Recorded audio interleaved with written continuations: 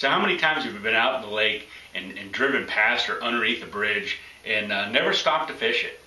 Well, I'm telling you, stopping and making a few casts or spending a little bit of time fishing in and around bridge pilings can be one of the best patterns that you can get on a lake no matter what time of year it is.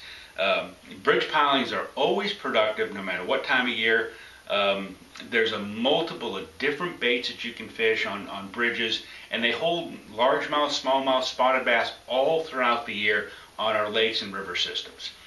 So you really need to take the opportunity the next time you drive under a bridge is to stop and make a few casts. You can fish a variety of different baits, like I said, crankbaits, spinner baits, jigs, drop shot rigs, and even topwater baits. But one of my favorite patterns or presentations to make on a bridge is with a swim bait style bait, or in particular one of these Yamamoto swim Senkos. And it's incredibly simple with a few different things, the right jig head, matching the right size bait, and you'll be able to catch a ton of fish off of bridge pilings. So what I want to do, now the swim Senko comes in a variety of different sizes, all the way from a tiny little 3.5 inches, brand new bait this year, all the way up to another new bait, which is a 5.5 inch bait. I like, for most instances, the 4-inch bait seems to match a lot of the different bait profiles that we have in our lake. So that 4-inch size is a really nice size and profile bait. And I'm going to match it up with a jig head that was actually produced for the Hula Grub. It's a Hula head with no guard, series 35 Yamamoto head. And it's just an open hook. It's kind of an arky style rounded head in a 1/4 ounce. And I like fishing this lighter size weight because I can control the depth of the bait a lot easier than fishing a real heavy bait that will tend to fall quicker when I stop to retrieve or do different things with my bait. So this 1/4 ounce size just lets me control, if I'm going to fish the bait up top, I'm going to fish it down a little bit deeper or kind of in the middle.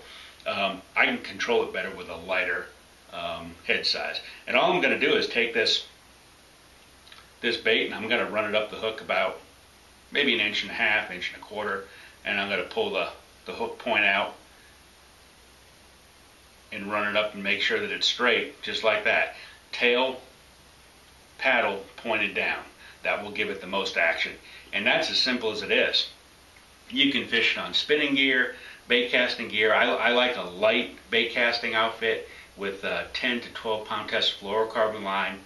And basically what I'm going to do is stop on a bridge and I'm going to fish my way around. And I want to look for little ambush points. Maybe it's they're running some current, there's a little bit of wind, there's some disturbance, and there's some current flow going in and around the pilings. And that's kind of important, that it positions the fish where they can ambush bait. And that's why bridges are so effective no matter what depth they are, whether they're real shallow, 15, 20 foot deep columns, or all the way up to 100 to 150 feet I've caught fish off of, and everything in between. So it really doesn't matter, and don't be discouraged or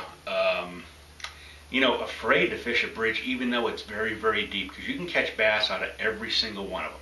So look for those ambush points, and in particular places where bass can get out of the current a little bit and wait for bait fish to come by, and just throw this little swim Senko past your target, let it fall just a little bit, and then put a slow retrieve, just kind of wind it in. And sometimes I'll do stop and go, try different techniques, but most of the time it's a straight retrieve, and you'll catch plenty of fish.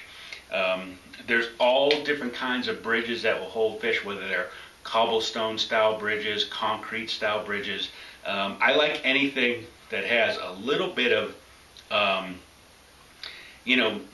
difference to it. Like, one of my favorites is a bridge piling that's made out of concrete, but it has that little notch on the inside, which those bass will stack up right there on that little section where there's no current flowing, and they'll be right there against the concrete portion of the bridge. So make a tight cast of the bridge, wind your bait in slow, and you'll catch tons of fish. So the next time you're driving under a bridge, stop for 10 or 15 minutes and make a few casts. You may be pleasantly surprised at what you'll find. Till next time, I'm Mike DelVisco. I'll see you on the water. And for more bass fishing info, log on to FINS'nTALES.com or like them on Facebook. Fins and Tales, your hotspot for bass fishing stories, videos, people, places, events, how-tos, product reviews, and so much more.